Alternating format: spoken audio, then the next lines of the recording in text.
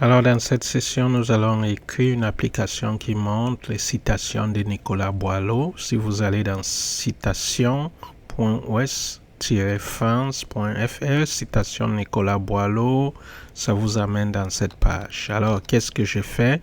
J'ai commencé par cliquer à droite, j'ai pris Save Image et je suis allé là où on a mis notre première image de mon Phoebe. J'ai sauvegardé le nom comme Boileau. Et la deuxième chose que j'ai fait, j'ai choisi cette citation, j'ai cliqué à droite, je l'ai ouvert sur a New Tab.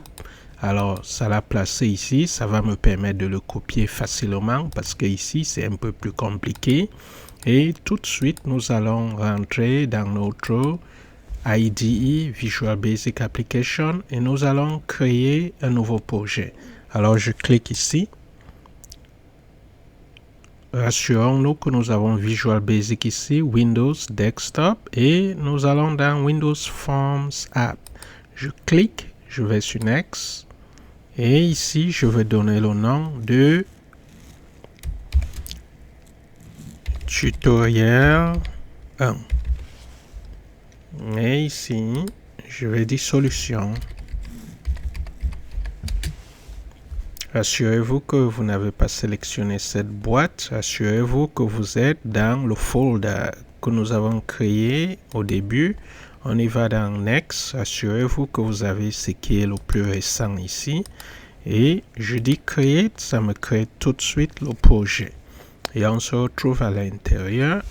Voilà, nous y sommes. C'est assez rapide cette fois. Parfois, mon ordinateur me joue de tout. C'est plus lent que d'habitude. OK? Alors, tout de suite, nous allons utiliser un certain ordre, comme je vous ai dit dès le départ, pour écrire la majorité des programmes en Visual Basic.net. Vous commencez par un formulaire. Vous allez mettre tout ce dont vous avez besoin dans le formulaire. Après avoir mis, vous allez aller au niveau des propriétés, définir les propriétés et tout ce qui comporte les propriétés, et puis vous allez écrire le code qui va manipuler. Alors, je vais d'abord commencer par diminuer la taille de mon formulaire, le placer ainsi. Nous voulons écrire quelque chose qui affiche les citations de Nicolas Boileau. Alors, pour cela, je vais commencer par donner un nom à mon formulaire. Je clique là, F4, pour activer ça. Je vais donner le nom au niveau des textes. Texte, je vais dire citation. Entrée. J'ai citation. Alors, qu'est-ce que je vais faire? Je vais commencer à placer les choses à l'intérieur. La première chose, je vais utiliser un label pour placer un texte ici. Alors, sans plus tarder, je peux écrire LB ici. Ça me donne label. Je peux double-cliquer ou simplement cliquer, venir le placer à ce niveau. Je clique simplement là. Donc, ça me donne un label. Maintenant que j'ai le label, qu'est-ce que je fais de ce label? Je vais venir donner la propriété. Mais je vais d'abord mettre tout ce dont j'ai besoin ici. Je vais le titre ici. Je vais dire Nicolas Boileau. La deuxième chose que je vais faire ici, c'est le picture. Le picture box va me permettre de mettre la photo de Nicolas. Bon, je vais ajuster la taille après. Après avoir mis la photo de Nicolas, je vais venir mettre sa citation ici. Donc, je vais encore chercher un autre label. Les labels me permettent de mettre le texte. Alors, je vais mettre un autre label et finalement, je vais aller chercher des boutons. Les boutons que nous allons cliquer. Je prends Button. Je viens placer le bouton ici. Ce bouton, quand tu cliques sur ce bouton, ça fait apparaître le texte. Donc, la citation sera invisible, mais une fois qu'on clique, ça fait apparaître la citation et un autre bouton pour fermer le projet. Alors, j'ai la latitude de venir cliquer ici, dessiner, où je peux, oui, je vais le faire, pas une autre méthode. D'autres méthodes, très vite, ça peut commencer à troubler. Alors, je pense que nous avons tout ce dont nous avons besoin ici. Je vais le balancer un peu plus en bas. Et ce que nous allons faire, une fois que nous avons mis tout ce dont nous avons besoin à l'intérieur, nous allons passer au niveau de la propriété et manipuler les propriétés de tout ce dont de tout ce que nous avons mis ici. Alors, je clique sur Label, c'est notre première victime.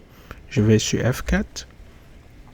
Et quel est le texte de ce label?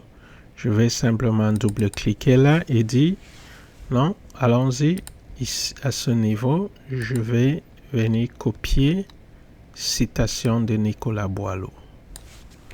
Je copie et je rentre là, à ce niveau, je peux cliquer et mettre, je colle citation de Nicolas Boileau.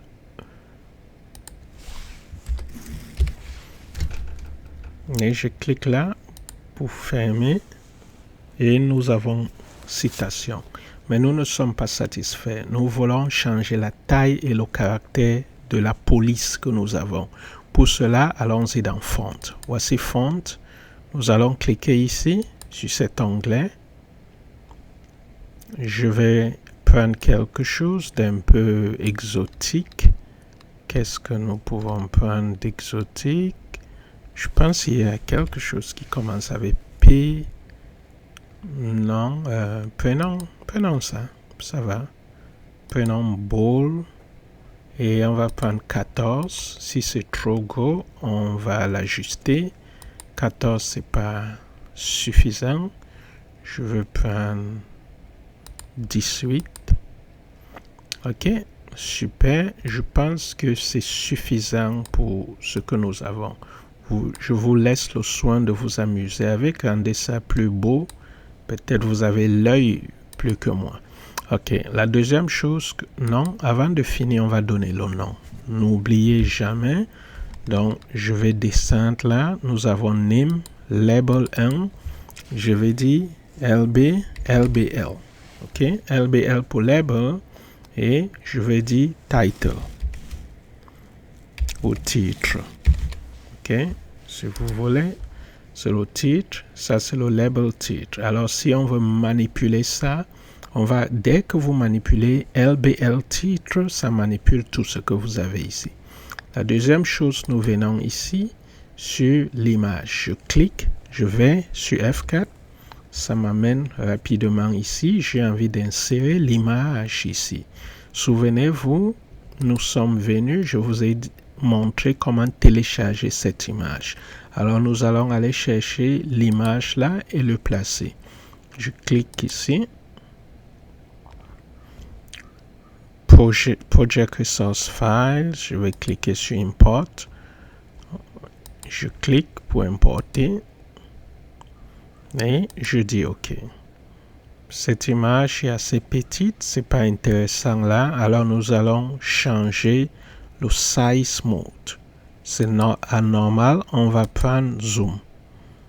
Je prends zoom et nous sommes là. Zoom augmente la taille selon la boîte tout en gardant l'aspect. Ça n'essaye pas de déformer l'image de Nicolas.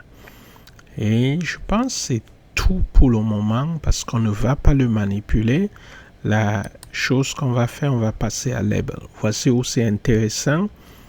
Je clique là, F4.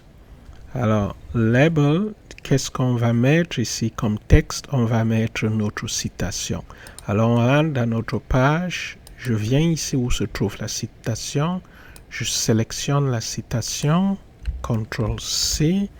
Et je reviens. Je clique ici sur cet onglet. Je suis au niveau des textes. Je clique ici pour ouvrir. Je m'assure que je sélectionne, j'efface et puis je colle. Maintenant, à l'intérieur, il y a des choses à faire. Par exemple, voir HTTPS, je n'ai pas besoin de toi. Merci pour tes services, mais au revoir. Ici, il dit hâtez-vous lentement et sans perdre courage. Je peux descendre ici à la prochaine ligne. Je peux descendre là à la prochaine ligne. Et je peux descendre là à la prochaine ligne. Maintenant, je ferme. Tout de suite, vous voyez là. Alors, la deuxième chose qu'il faut faire, c'est de manipuler la taille de la police. on va dans Font. Et ici à l'intérieur, je veux changer la police et certains paramètres de la police. Ici, je vais chercher P, Papyrus. C'est souvent assez beau. Si vous voulez, prenez bol oblique. Et on y va avec 12. Ok. J'espère que c'est pas très... Peut-être on va le garder comme régulier. Et peut-être simplement augmenter la taille à 14.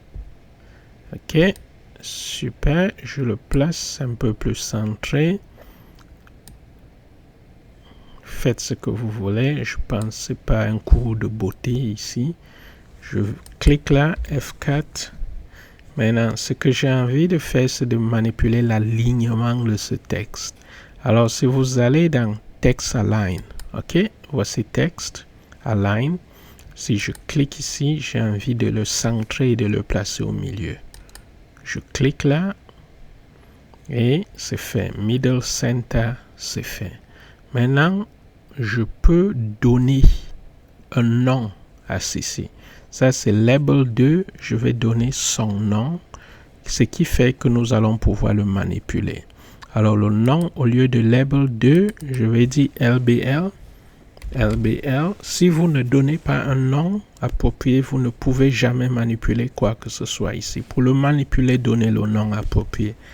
Citation. Donc, chaque fois que je vais manipuler LBL citation au travers d'un code, ça va venir manipuler ce que nous avons. Alors, qu'est-ce que le programme va faire? Quand ça apparaît, il n'y a pas de citation. Mais quand vous cliquez sur ce bouton, la citation apparaît. Alors, nous donnons le nom. Et la deuxième chose que nous allons faire, c'est au niveau de visible, nous allons dire false. Donc, dès le départ, ça ne sera pas visible. Je pense que c'est tout pour le moment. Nous avons donné le texte, nous avons donné le nom et nous l'avons rendu invisible pour un départ. Alors, tout de suite, ce que nous allons faire, c'est de venir ici au niveau du bouton F4. Je clique pour l'activer. F4, je vais lui donner un texte approprié. Allons-y. Le texte, au lieu d'être bouton 1, je vais donner le texte comme display citations. Bon, pour passer à la deuxième ligne, je vais venir cliquer ici et je vais dire entrée. Bon, à vous d'écrire le texte qui vous enchante en français ou en n'importe quelle langue. Je vais aller au niveau de font. La police, je vais le rendre semi-bold. Je vais mettre au niveau de 12. Ok. Non, ça semble ne pas l'aimer. Je vais prendre quelque chose comme Microsoft sans serif. Microsoft sans serif. Je vais le laisser simplement à bold. Je vais dire OK. Super, c'est clair, mais trop gros.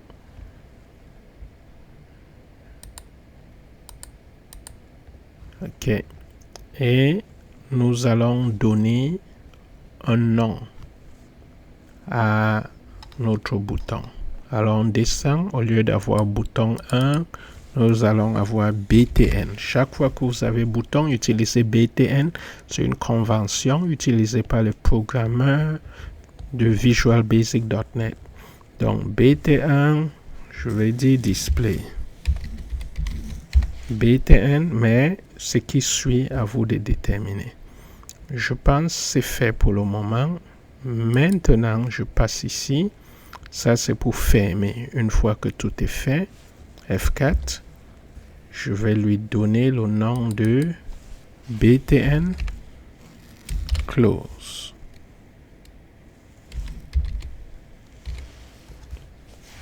Ou BTN fermé. OK.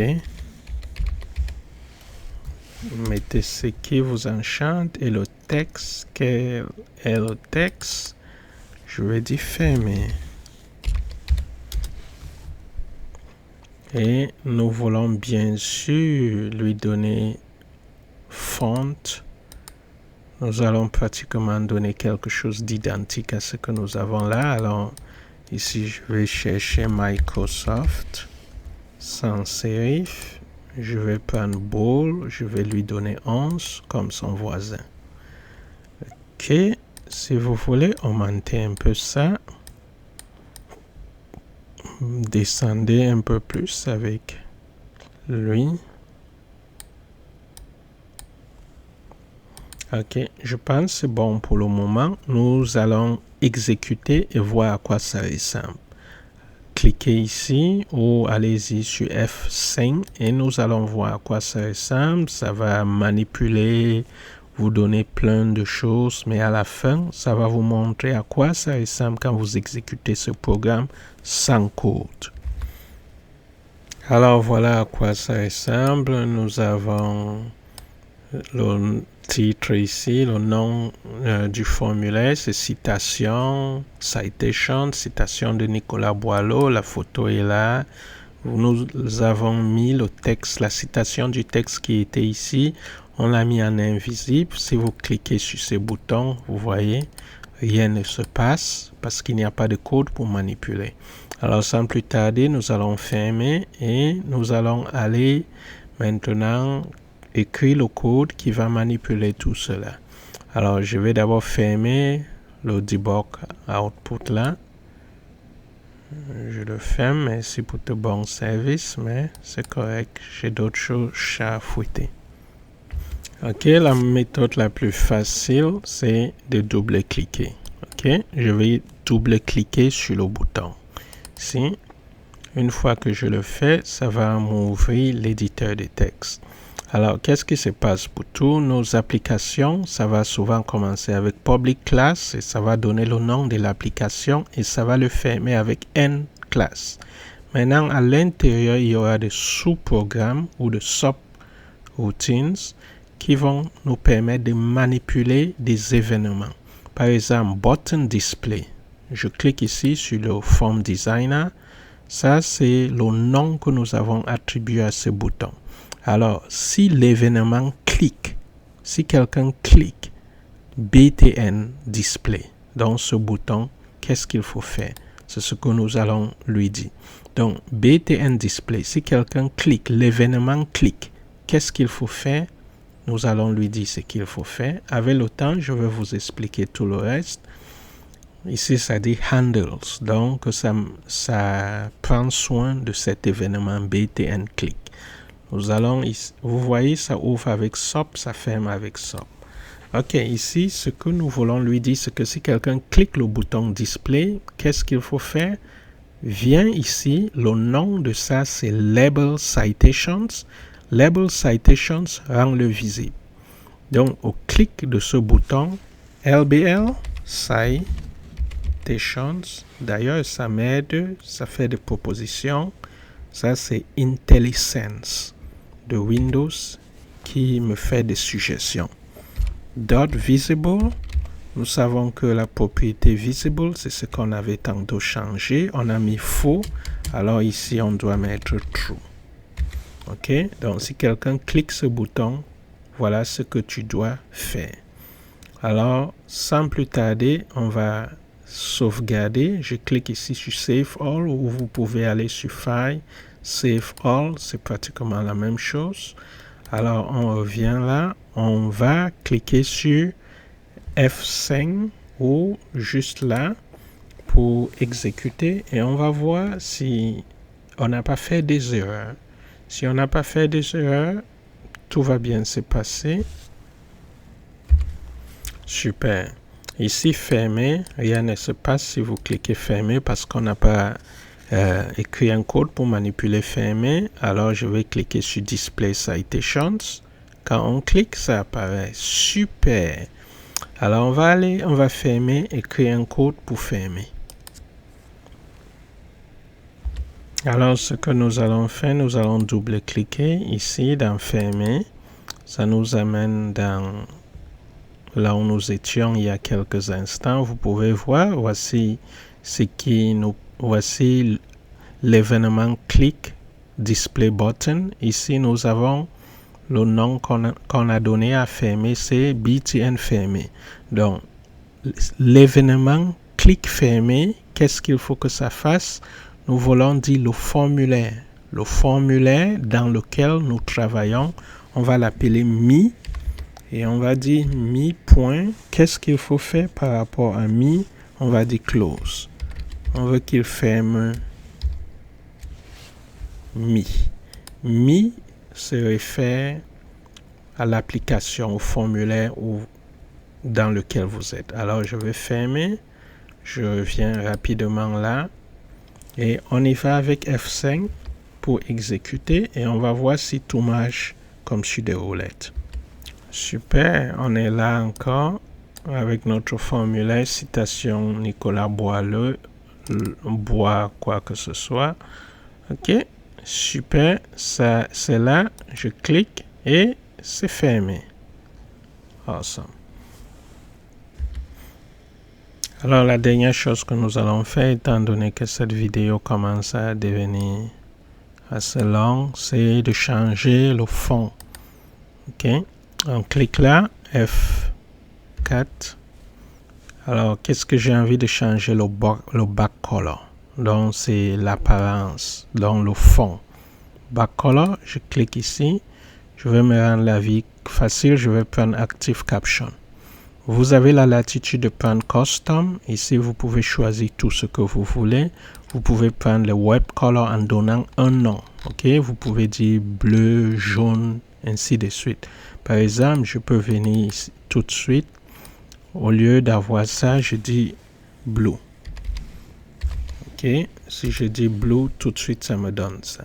Mais vous voyez, c'est horrible. Ça peut donner du cauchemar. Ça peut donner le cauchemar à l'enfant. Je clique ici. Sur Active Caption, je fais la même chose ici. Display. Je clique là. F4. Je vais le back color. Mon back color, j'ai envie de donner pratiquement la même chose. Ou si vous avez un peu plus d'idées, allez-y. Vous pouvez d'ailleurs donner, ok, on va s'amuser, on va donner le noir, mais le faux color. Ok, ça c'est le back color. Au faux color, on va lui donner quelque chose, on va dire control. Ok, ça c'est juste pour s'amuser. Pour que vous voyez vos options, je vais pratiquement faire la même chose, c'est le faux color. Je vais lui donner ça. Ok, nous allons l'exécuter pour une dernière fois, F5. Ok, super, si vous cliquez ici, nous avancons là, et si vous cliquez là, ça ferme. Ok, c'est tout pour cette vidéo. Dans l'autre vidéo, je vais vous montrer comment éviter d'avoir tous ces bêtises qui apparaissent, les diagnostic tools, ainsi de suite. Nous allons aller dans Tools, les faire taire.